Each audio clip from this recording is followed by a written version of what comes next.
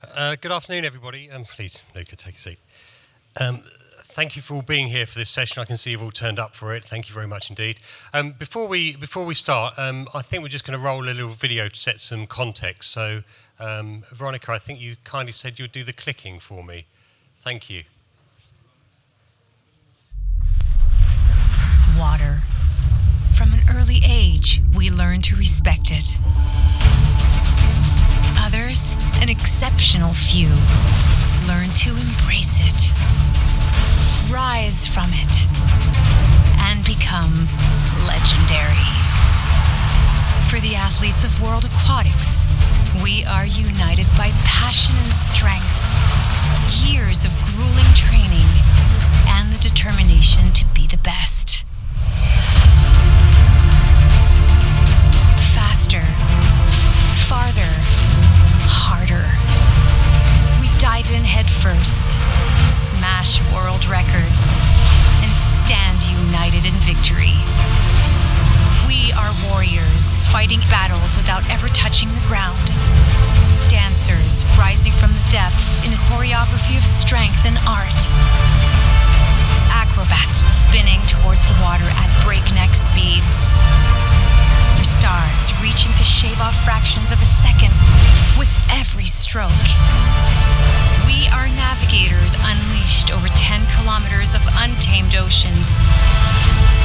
Our athletes make waves felt across nations. This is as much legend as it is sport. This is World Aquatics, united by water. Thank you very much. It's the first time I've seen that, and I'm really pleased. Usually I sit down and have these discussions with somebody that I've had a discussion with before, but I genuinely met Luca for the first time only a few weeks ago when we were talking about having this. And when I first engaged with FINA, as was the precursor to World Aquatics, it was before Luca was there, and I haven't had a lot of involvement since then. So meeting Luca and having this discussion is authentic, let's say.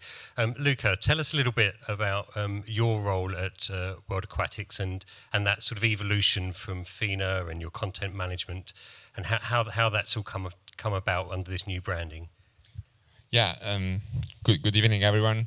We can say we are now united by cloud. No, I'm kidding. No, no. I think it's been a journey with Imagen, and I would like really split between what was FINA before and what has become in the basically from Tokyo Olympics onwards, and so we really needed to change our way of using content, creating content, using and distributing content. And so when our new president came in and he asked, guys, we have to really completely change the way of dealing with our athletes, our national federations, our partners, and with that, what we can do. And we did an assessment of all our digital platforms, of which Imagen was one of those. So your management platforms, not your destination platforms. Yeah. And we have been in contact and work a lot together with your team to make sure that we could have this smooth transition. I think that the main challenge was first with the athletes, we didn't have any way to deliver content to them. Second, with the national federations, World Aquatics has 209 national federations, and we know that through the national federation we can reach much more wider audience and better awareness.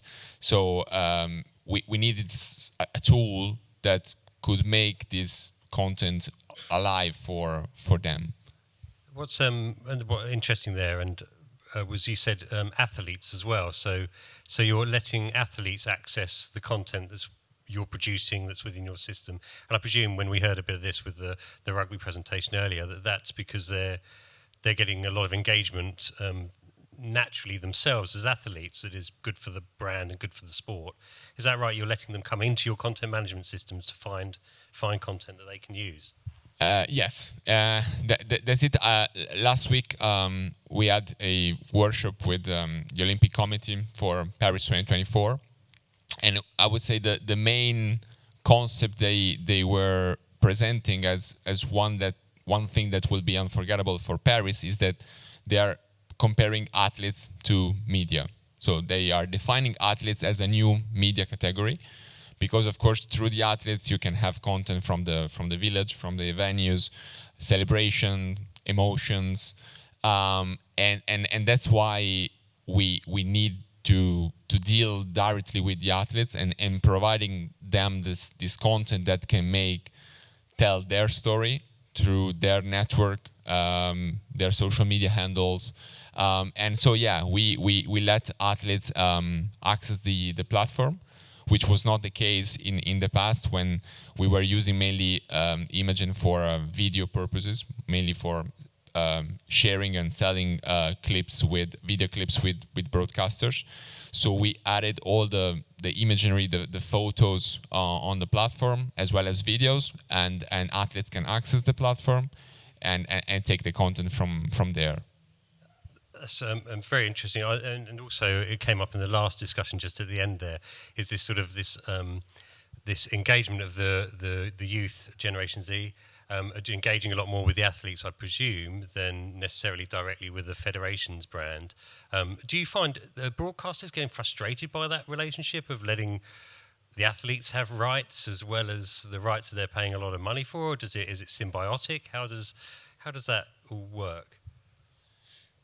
Well, I think it really depends on the broadcasters. I think there are a few that already understood that the athletes can make the appointment view much more efficient for them, because you can have an athlete that's promote the appointment view, and so they are not in a way afraid or scared by sharing that content.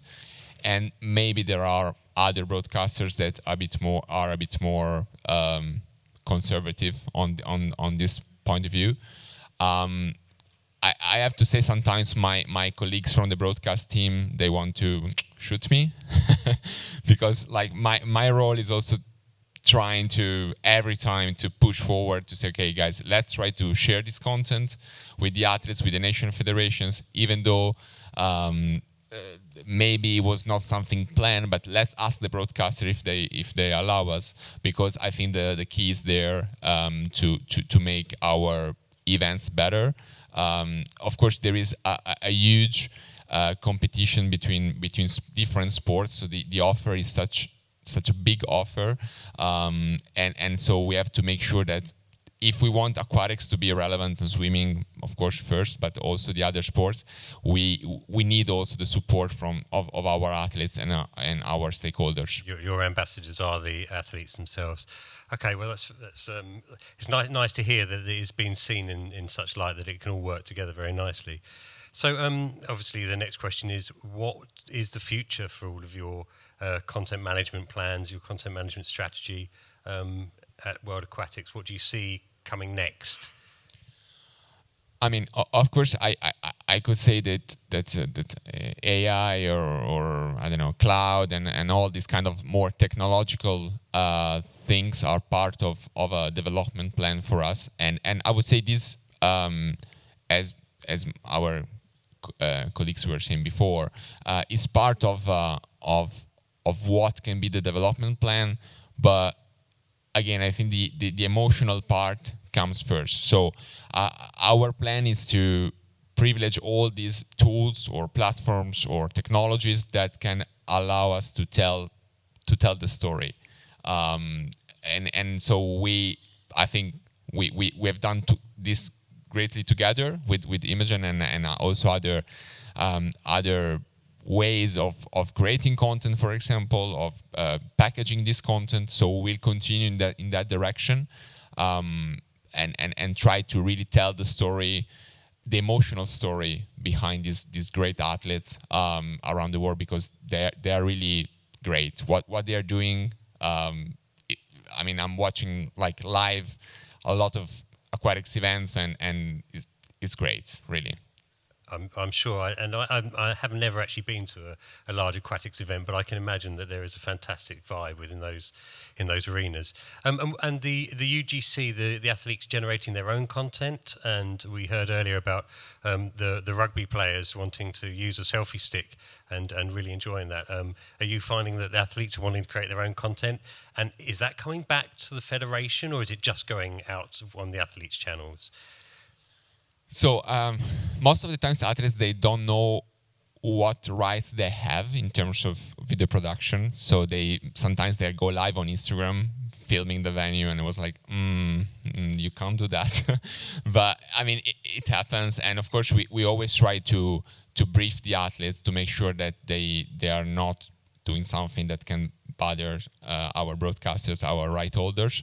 But I think this is again is about the buzz around the event. So of course we wish for more content, more user generated content, and this is not only about the athletes. I mean, like we have, for example, one of the most viral content we had in Melbourne last December at the short course World Champs was about a kid that received a medal. So the swimmer decided to donate, to give the medal to this kid, and of course the kid was in tears, so super emotional moment, and was a teammate that was filming this video, and this video became viral. Of course, we reuse it, we reshare it as well, but was a great piece of content, and was not coming from an athlete directly, but and again, it was telling the story around these great values. So truly authentic content is the key, and